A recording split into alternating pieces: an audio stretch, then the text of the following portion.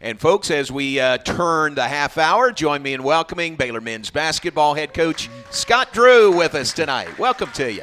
Thank you, sir. Well rested. It's much better seeing you here than out west. Like way out west. That was a tough trip just because of the distance, wasn't it? What trip? Yeah.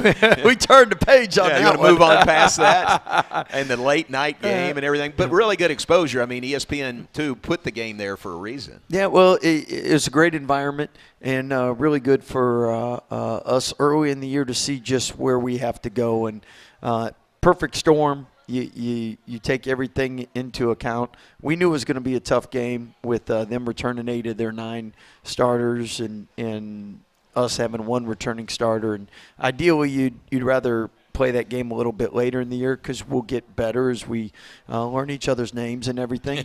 But I think the great thing is we found out some things that we might not have been able to find out this early in the year without playing that game. So I think that game will come back to help us in the future. And if you look, that first road game you play, you can talk about it. But 2 years ago, we got destroyed at Marquette. Last year we got destroyed at Michigan State, and even tried to talk to our guys before the game, like Jeremy, your first road game with Duke was at Arkansas last year, and you got beat bad. Norchad's first road game was at Kentucky. They got beat by 30. I mean, it's just that first road game, the emotion, environment, and everything, sometimes you got to get punched in the mouth. We didn't want to, but you have to get better. Well, and you said all along that you're going to be better for playing this game, win or lose, and that's what you're saying is going to happen. Well, we'd preferred to get better from the win, but we'll get better from the loss now, Yeah. And you and Mark Few sort of made this happen, didn't you? I mean, you guys agreed to play because it was rare. It was the only top 10 versus top 10 matchup on opening night. Well, there's a reason people don't – I mean, there's very few – road games played home and home now. You get a lot of neutral games, and we have a great one this Saturday, which I know we'll talk about later. But normally you don't get that first even top 25 matchup on the road until conference. So it's good now because we got a lot of time to get better and ready for that as well. What'd you see from some of your new guys? What'd you learn, under the lights for the first time? Well, I mean, we had 4 guys cramp. We don't ever have guys cramp. Very rare.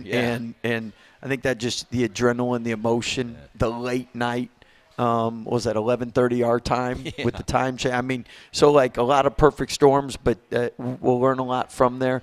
I think it was great for Rob and VJ and Jason to see just what a college environment is like, and for our staff, we have a lot of new staff members, and us. What we always say is you take ownership for what you're responsible for, and our staff's game plan obviously wasn't the right one, and so we took ownership of that. And then at the same time, I think just everybody experiencing that together. Sometimes success brings you together. Sometimes failure does. Yeah. And so many new guys. I mean, 9 new faces on your team this year. You're still kind of learning each other and learning what you can do and learning rotations, aren't you? Well, and I was talking to Coach McCaslin this morning, and he's like, they just played their first game last night, and having the 3 guys that returning starters, they know the pace, they know what you want. They settle everybody down, and the more veterans you have early on, it's. And again, they say there's three things in coaching: X and O's, scheduling, and recruiting. And us playing up there, we knew. We knew the challenges with 1 returning starter. Yeah. At the same time, hopefully, we like setting records. We don't want to ever set another record. That was the worst loss since 2007. Some of our guys weren't even born, I don't think. Yeah. So that's good that we can set records, but we'll make them for the positive from here on out. Pat and I thought Rob Wright, new freshman, was really a bright spot for you. Yeah. I'm sorry to get back to that. Yeah. So Rob He had several family members there. They came from Philadelphia. It took them 4 days to get out there. But no, he did a lot of really good things. He was one of the guys that cramped. I thought VJ did some positive things. Unfortunately, we had 2 scrimmages, and we never saw that defensive efficiency from the post defense, and we never saw us really struggle from shooting like that. We were 3 for 21, and in all our scrimmages and 5-on-5 with officials, we've always been around 40%. So when you're not shooting well, you got to find other ways to score, get to the free throw line, get offensive rebounds, get stops and get easies. We just didn't get any of that. From Rudy's, sir, in the blue shirt, sir, come up here, please. So as we come back, we got a great crowd here at Rudy's. Come right up here in between us. He was taking a picture with us in the background. Let's get a picture with him. Wow. Roy, would you take the picture? Give Roy the camera there. Just come right on up here. You got your picture with Scott Drew, and that's great. With J-Mo, maybe. Yeah, come right here in the middle. Come on. We're going to make this a good picture for you. There you go. Those of you watching on our YouTube stream, you see what we're talking about. So, all right. Very good. Thank you. What's your name? Thank you, Michael Griffin. All right, appreciate it. Now, we can't have a parade of folks coming up here during the show, but, Michael, thank you for that. We're back with Coach Scott Drew, Baylor men's basketball coach, and we mentioned your next game. Man, what a schedule. Gonzaga on the road, neutral site, quote, quote. It actually will go down as a road game is what David Kay was telling me, even though it's not at their home arena, right? Yeah, it was 5 minutes from the home arena, so that counts. And double the attendance what they would have had in their home arena, 12,000. So that's a road game. And now a neutral site game this week in Dallas at the American Airlines Center, Baylor versus Arkansas. Good old-fashioned Southwest Conference matchup. Well, so for any fans in the Metroplex, they don't have to drive to Waco. Now we're coming to you. And for the Waco fans that watch the Mavs on TV all the time, it's a great way to experience American Airlines Arena. So we want a big crowd for that game. It's a great experience for the fans, and it's a great opportunity for both teams to compete on an NBA floor. Yeah. Arkansas, a team we saw in the Southwest Conference days. Well, yes, but after that in the Final Four run. Correct. Was that the Elite Eight? I think that's right. It was. I think it was the Elite Eight. Yeah. So we're getting old, huh? Come on back, Baylor and Arkansas, and it's this Saturday at 6:30. And what has practice been like? I mean, talked about the long trip, late night getting back. Are y'all back into it full bore yet? Yeah. So we got back about 6:30 in the morning or 6 in the morning, and yesterday was an off day, and today we were able to watch film and correct some things. Have a practice. Tomorrow we'll get after it a little bit more, and then really get in Arkansas prep mode. Arkansas, number 16 in the nation. What can you tell us about them? Really talented roster. Both of us, Coach Calipari and us, have always had battles for good freshmen, and they got some really good, talented freshmen that'll be NBA players in a year, and then they, like us, were able to bring in some veterans in the portal, and I know they've had a couple injuries. We're still battling with Langston's, and I'm sure they hope they get their guys back, and we're hoping Langston's back soon. Yeah. Hate to see Langston not available the other night. Hopefully maybe soon, or what's the prognosis? Yeah, with him and Ryan Nimhard played together at Mount Verge. So we faced each other at Creighton, and now we faced each other here. And I think Ryan said Langston's ducking him. Would love to have him, for his sake, to have him back healthy and back out there for you. Hey, we got some questions from the audience. You ready for these? Yes. All right, for Coach Scott Drew. First question is from Steve Van Wagner right here. Steve asked, good question, with so many new players, what combinations of starters seem to gel best? Yeah, and that's one thing I don't think we'll really know probably until December. And it might be even a conference from the standpoint you got to get a full roster, so you got to get Langston back acclimated, and then see what's the best combinations on and off the bench. And I mean, you look at even Gonzaga returned 8 of their top 9, and I think their 2 scrimmages they started a different lineup, and ours they started a different lineup.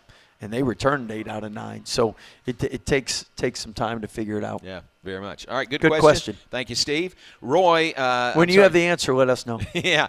Coach will take your input. Roy, I'm sorry I jumped on your question a little bit. He's asking how would you evaluate the play of Rob Wright after that first game? Rob Wright has always been a really gifted facilitator, and he can get the spots on the floor you can't teach. But I think he's come a long way with understanding the defensive side of the ball and help side and on-ball defense, and at the same time just what we're looking for offensively as far as pace and when we need to slow it down, when we need to run. Very good. All right, good question, Roy. Tina asked, where's Tina?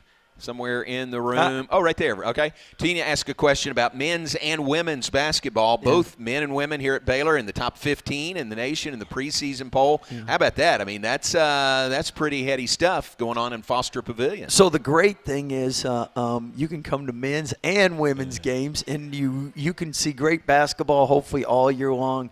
There's not a bad seat in the Foster Pavilion, and the good thing is you get to experience both sides of it from the standpoint we have one of the best women's programs, one of the best women's coaches in the business, and more importantly, both sides have really good young people that represent Baylor the right way, and they appreciate the support. So thank you very much for those that attend either or both. Yeah, and the Women Open, you know this, tomorrow night, 7 o'clock in Foster Pavilion against Incarnate Word. Tomorrow night, your home opener is next week, next Tuesday.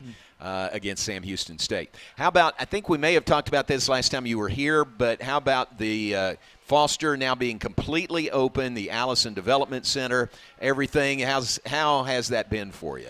Well, I tell you how nice it was the day we moved in. I have yet to step foot back in the Farrell. Oh, is that right? So it is so nice over there, and it's a true blessing. And then I know volleyball and acrobats and tumbling definitely are so excited about having their own place. Yeah, step up for them. It really is. They get a lot more space. I think Felicia Mulkey's in your old office over there. How about that? You should stop by and see it. It really is nice. Looks different. Does it look different? It does look different.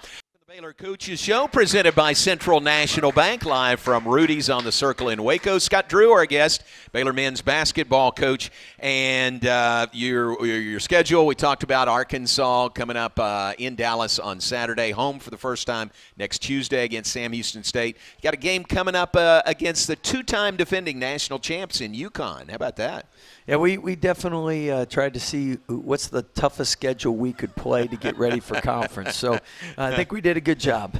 I think what will that be? The matchup of two of the teams that won three of the last 4 national championships. Right, with UConn. That's good math. Yeah, I was doing that on the fly. Yeah. So that's going to be wild. It is part of the Big 12 Big East Challenge, and it'll be up in Connecticut coming up in just a few weeks. Sounds like a promo for the game. Yeah, it's a biggie. Another biggie. You got a lot of biggies. You go to the Bahamas again coming up the week before Thanksgiving. And then some great teams there from Virginia, Tennessee, St. John's. So, again, a lot of ranked teams and a lot of opportunities for us to get better and gel quicker. Yeah. How do you, when you're making the schedule, how do you balance that? You want to challenge yourself, but you don't want to kill yourself in non-conference knowing what's ahead in the Big 12. Yeah. After the first game, I said, "Who's the scheduling coach? They're fired." And they said, "That's you, coach." I said, "Yeah." Right. But it's good to have a mix, isn't it? I mean, a mix. You want to challenge yourself. You want to learn more about your teams in non-conference. Well, I think in this day and age where you got a lot of movement, if you in recruiting, they want to play against quality opponents, just like our fans want to see quality opponents. And at the same time, to prepare yourself for conference, you have to know what you have to work on and what to expect. And the only way to do that is put yourself out there and put yourself in difficult situations. I remember I was looking because I was thinking, man, remember that year we played Villanova and they go to the Final Four, and I looked, we held them to 36 points here. Yeah. They were 7-4. Yeah. And then they went on to go to the Final Four. So sometimes you have to go through some of that. Wow, that is wild. How about the new league and the challenge of this new league? 5 Big 12 teams in the top 10 of the AP preseason poll, 6 in the top 20. That's pretty salty. No other league can match that. Well, and what really is, are the environments that makes it like with us at Gonzaga. That's a Big 12 environment, and that prepares you for it, and that's why the Foster's so important. It gives you a place where people want to know what the home crowd does. It just makes your guys play so much harder, and intimidates and affects the visiting team 100%, especially when things don't go their way and that momentum builds. And the home crowd is the biggest motivation you can have. And the other thing is they always make sure the officials know what they miss, and that works out. And you don't mind that, do you? No, on the road it's not so good. But yeah. How about your staff? I mean, we talked about so many new players on the roster, but, man, you got a lot of new on your staff also. Yeah, and that's where putting yourself in, again, the environments you're going to have all throughout conference get you ready for that, and it speeds the learning curve up. Mm-hmm. Very good. All right, good luck against Arkansas this week. Looking forward to that. What would you like to see beyond a win against Arkansas? Oh, the win in by game far 2? is the most important We'll thing. start with that. Right. What else would you like to see? Well, I from your mean, team? we want to see improvement. We have goals every game and keys every game, and start to establish some momentum with that. And the one thing we did do a decent job at Gonzaga is we took care of the ball. We didn't turn it over as much as a lot of new teams do. So that was probably the only bright spot. That is good. Well, thanks for being here. We appreciate it. It's been a long week for you already, but thanks for adding this to your schedule. Well, thank you, and thank you, Baylor fans. And if we can see you on Saturday, that would be awesome. Thank you very much. Very nice. Coach Scott Drew, our guest on the Baylor Coaches Show. Thank you, Coach. Baylor in Arkansas Saturday, 6:30 tip-off from the American Airlines Center in Dallas.